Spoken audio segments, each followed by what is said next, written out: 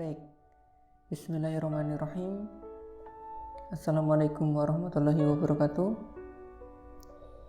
Alhamdulillahirabbil alamin.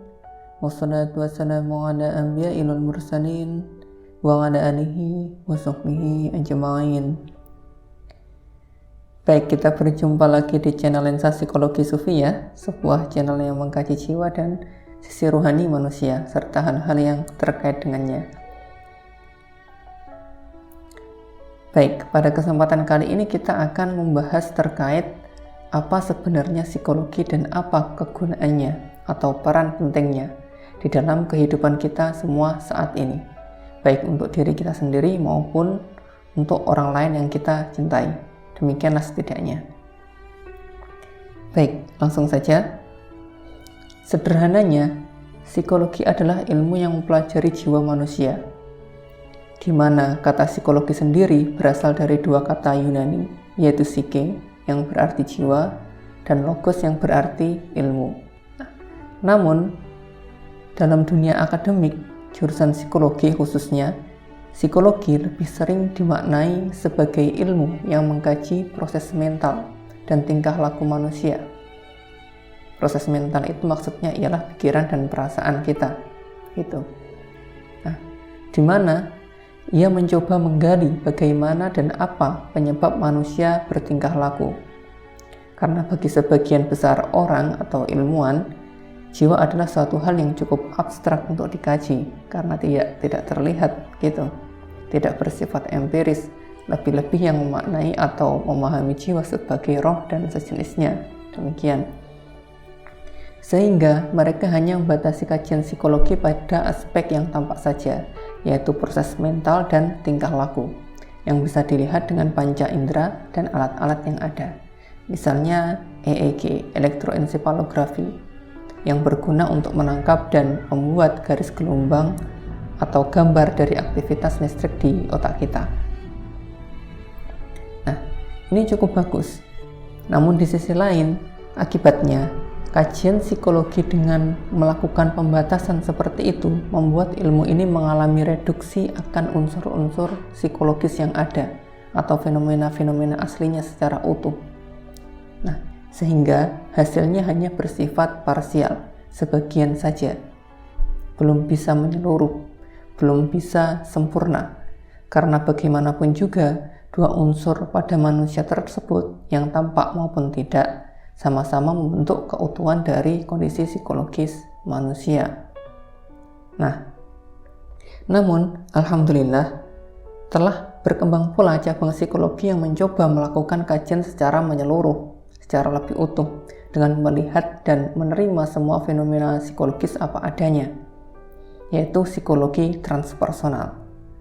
Nah, psikologi transpersonal inilah dia tidak sekedar mengkaji unsur psikologi yang tampak saja, melainkan unsur-unsur psikologi lainnya yang hanya bisa disadari oleh tokoh atau orang-orang tertentu yang memiliki kepekaan kesadaran yang cukup untuk menangkap unsur-unsur itu.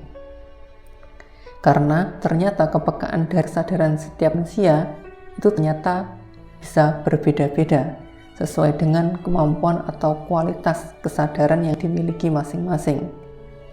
Sebagaimana yang dijelaskan dalam tingkat perkembangan kesadaran manusia ya, di dalam teori psikologi Sufi kemarin, yang merupakan salah satu dari teori psikologi transpersonal.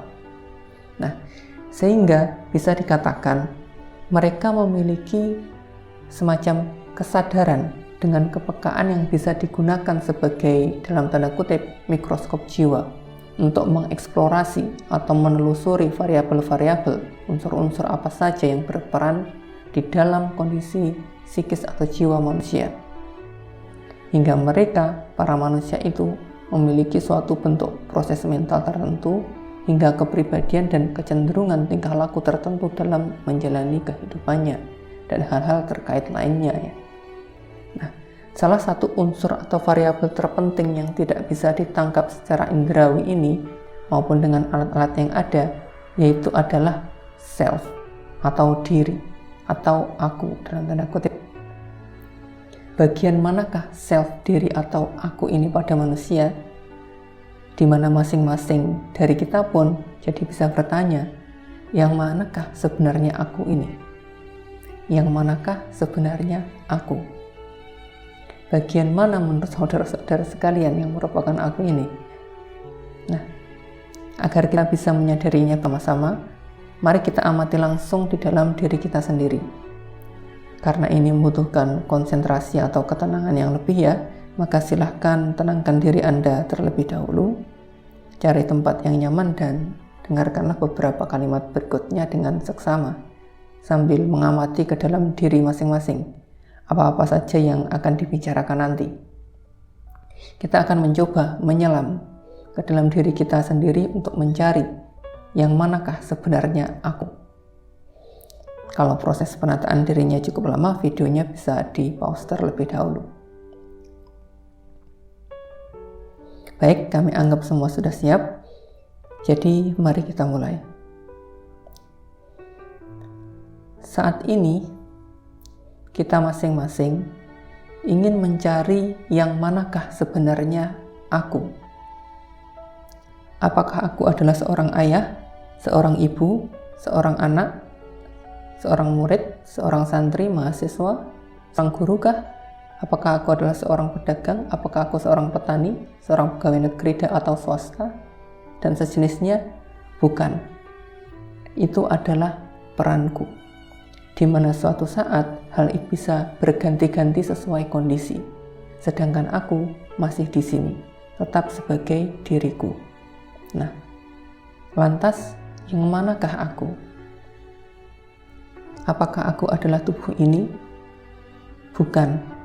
Ini adalah tubuhku, tubuh milikku, di mana seumpama salah satu bagiannya lepas, mulai dari rambut, kuku, atau bahkan bagian tubuh yang lain, tangan dan kaki misalnya, hingga mereka lepas dariku, membusuk, hancur, menyatu dengan tanah, aku pun masih tetap di sini. Nah, lantas yang manakah aku? Apakah aku adalah pikiran ini? Bukan, ini adalah pikiranku, pikiran milikku, di mana aku pun bisa melihat isinya, dan aku pun bisa bebas menggunakannya untuk memikirkan apa yang aku mau. Baik memikirkan burung yang terbang di angkasa, maupun ikan yang menyelam di lautan, dan lain-lain. Ini bukanlah aku. Lantas, yang manakah aku? Apakah aku adalah perasaan ini? Ini pun bukan.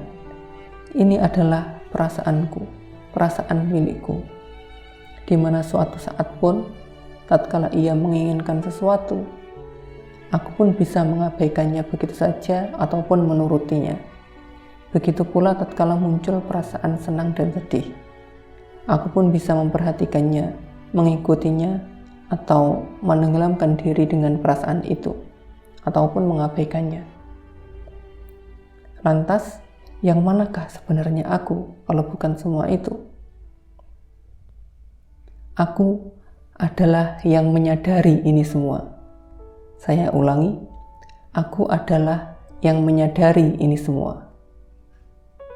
Bagaimana? Apakah Anda mulai bisa membuat jarak dengan tubuh, pikiran, dan perasaan Anda? Bila belum, Anda bisa mengulang-ulang kalimat sebelumnya tadi di dalam diri Anda. Aku bukanlah tubuh ini, aku bukanlah pikiran ini, dan aku juga bukan perasaan ini. Namun, aku adalah yang menyadari ini semua.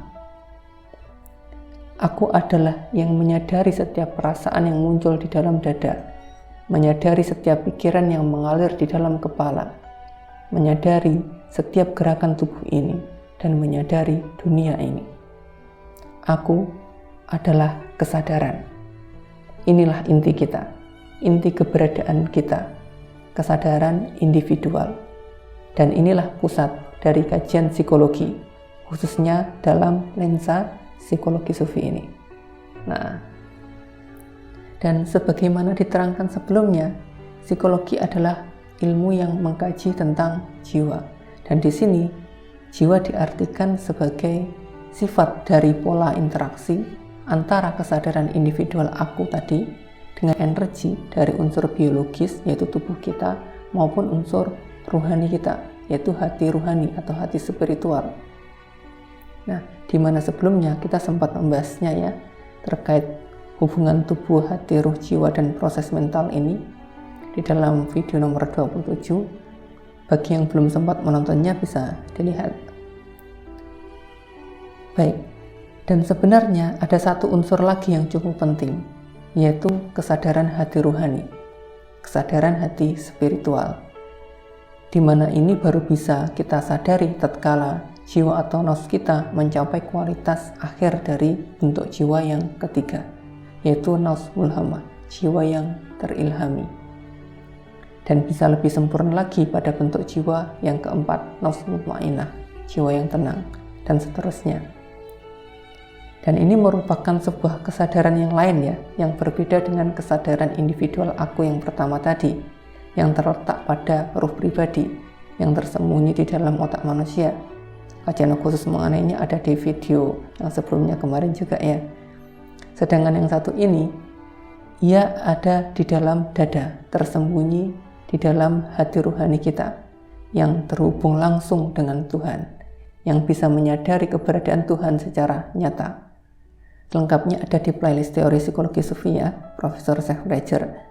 Nah, namun karena kesadaran ini merupakan suatu hal yang sangat langka dimiliki, walaupun semua manusia memiliki potensi untuk memilikinya, maka manusia tidak akan bisa menyadarinya sebelum kesadaran ruhaninya terbuka sendiri. Selayaknya manusia yang terlahir buta, jadi dia sudah buta sejak lahir, maka ia pun tidak akan bisa menyadari kemampuan untuk melihat warna. Itu tidak akan bisa sebelum ia memiliki mata sendiri yang bisa melihat warna itu. Nah, bahkan terkadang ia sendiri pun tidak sadar bahwa dirinya buta, sehingga ia pun merasa dirinya baik-baik saja, dalam tanda kutip demikian.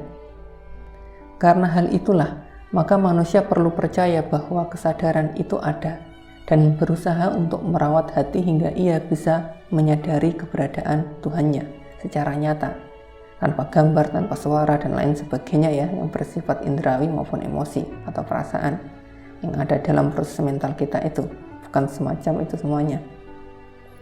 Nah, dan selanjutnya, dikarenakan jiwa merupakan kumpulan energi yang menggerakkan proses mental manusia, maka ia pun memberikan manusia kecenderungan terhadap cara atau pola hidup mereka. Oleh karena itu, psikologi juga melakukan kajian terhadap bagaimana cara manusia menjalani kehidupannya, baik di dalam berhubungan dengan dirinya sendiri, bagaimana ia mengelola aspek psikologisnya di dalam dirinya, baik yang berupa kesadaran, perasaan, pikiran, dan tingkah lakunya.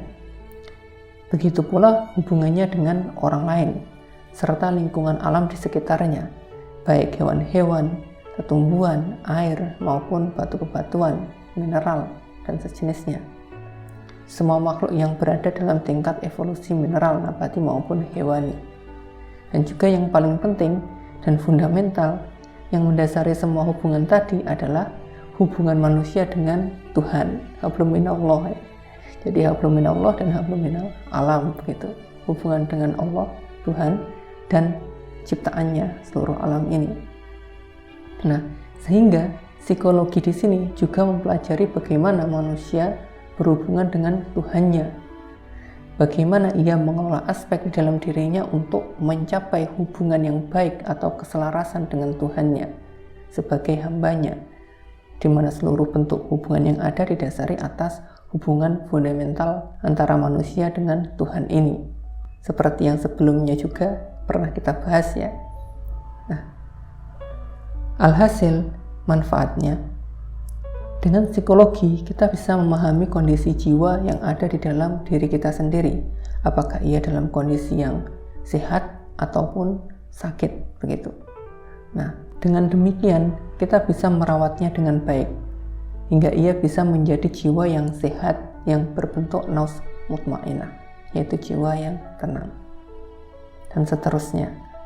Nah, dan karenanya pula kita pun bisa lebih mengenal dengan baik diri kita sendiri, sehingga kita juga tahu apa yang bisa kita lakukan dan apa yang tidak bisa kita lakukan, apa yang perlu kita lakukan dan apa yang tidak.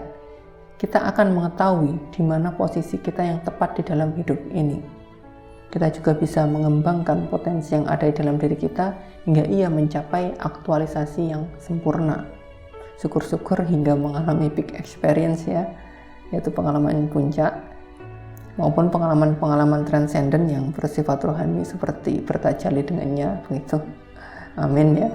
Nah, dan juga karena psikologi ini adalah ilmu yang mengkaji diri kita sendiri beserta kehidupan kita, maka ia pun bisa berguna bagi siapapun, dimanapun, dan kapanpun ya. Sehingga sebenarnya menurut kami ilmu ini perlu diajarkan sejak dini kepada siswa atau setiap manusia. Bila dulu kita memiliki mata pelajaran terkait etika, maka untuk menguatkan pemahaman terhadap nilai etika tersebut, pentingnya etika, maka bisa dilanjutkan dengan psikologi. Begitu pula dengan agama sebenarnya. Nah, bagi sebagian orang atau siswa, terutama yang kehidupannya kental dengan sains dan teknologi seperti saat ini, mereka cenderung mengalami kesulitan di dalam menginternalisasi dan memahami ajaran agama bila hanya melalui skema penjelasan secara dogmatisnya saja. Mereka membutuhkan penjelasan yang runtut, utuh, logis, dan sistematis mengenai aspek-aspek yang berada di dalam ajaran agama atau variabel-variabel yang sering dibicarakan di dalam agama, terutama tentang Tuhan dan lain-lain. Nah, sehingga peran psikologi di sini bisa menjadi alat untuk membuat penjelasan dengan skema yang mereka butuhkan tadi. Hingga akhirnya mereka pun bisa memahami ajaran agama yang ternyata sangat penting ini. Karena bila dengan uraian penjelasan yang cenderung dogmatis saja, bagi orang-orang dengan kebutuhan semacam itu, mereka belum bisa melihat agama itu sebagai bagian yang tidak bisa terpisah dari diri mereka. Di mana sesungguhnya agama dari Tuhan telah hadir sebagai fitrah kebutuhan manusia di dalam menjalani kehidupannya di muka bumi ini. Oleh karenanya, ia sudah ada sejak manusia itu ada, sejak Nabi Adam, begitu. Beda dengan ilmu-ilmu yang lainnya. Nah, baik, kita lanjutkan saja. Dan berikutnya, kita pun juga bisa lebih mengenal Tuhan. Syukur-syukur seperti tadi, yaitu bertajali dengannya, menyadari secara langsung keberadaannya dengan kesadaran hati ruhani kita. Dari sana pun kita bisa memperoleh kesadaran ruhani kita sebagai hambanya. Nah, di mana selanjutnya hal itu akan memberi kita kepuasan yang mendalam di dalam diri kita, yang akan membuat kita merasa puas dengan segala yang ada maupun yang tidak ada, yang datang maupun yang pergi, kehidupan maupun kematian. Nah, di samping itu pula, tentunya dengan ilmu ini kita pun juga bisa lebih mudah memahami orang lain, memahami apa yang mereka butuhkan, sehingga kita pun mungkin bisa membantunya untuk berkembang. Lebih-lebih bila ia atau mereka adalah orang-orang yang kita cintai, maka sangat berhargalah ilmu ini, gitu ya, insya Allah, amin. Nah, dan sedikit tambahan, di dalam psikologi terdapat beberapa cabang kajian ya. Beberapa di antaranya yang sering dikaji di kampus di jurusan psikologi itu seperti psikologi perkembangan, kemudian ada psikologi pendidikan, sosial, klinis, dan juga psikologi industri atau organisasi. Nah, dalam psikologi perkembangan kita akan mempelajari terkait perkembangan fisik dan pengaruhnya terhadap kondisi mental manusia. Kemudian ada pula perkembangan kognitif yang umumnya mengenai teori yang PAC, di mana kita bisa memahami bagaimana perkembangan cara kerja otak kita dari lahir hingga remaja, termasuk pula perkembangan bahasa. Nah, dan selanjutnya ada pula perkembangan sosio-emosional, di mana teori yang sering digunakan adalah dari Erikson ya, di mana dengannya kita bisa memahami tahap perkembangan sosio-emosional bayi hingga lansia di dalam perjalanan hidupnya. Dan masih banyak lagi di cabang-cabang yang lain. Begitu. Nah, dan tentunya di dalam psikologi ini kita juga akan menemukan banyak tokoh dengan berbagai macam pandangannya terkait jiwa manusia dan hal-hal yang berhubungan dengannya, baik dari dunia Islam maupun yang lainnya.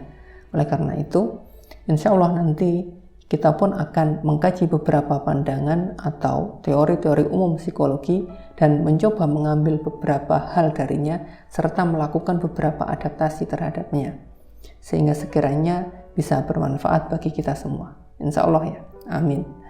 Nah, baik, demikian yang bisa kami sampaikan. Wallahu a'lam bishawab. Bila ada pertanyaan, saran, atau hal lain yang bersifat membangun, bisa ditulis di kolom komentar. Salam sehat, damai, sejahtera, dan bahagia untuk kita semua. Selamat belajar psikologi. Wassalamualaikum warahmatullahi wabarakatuh.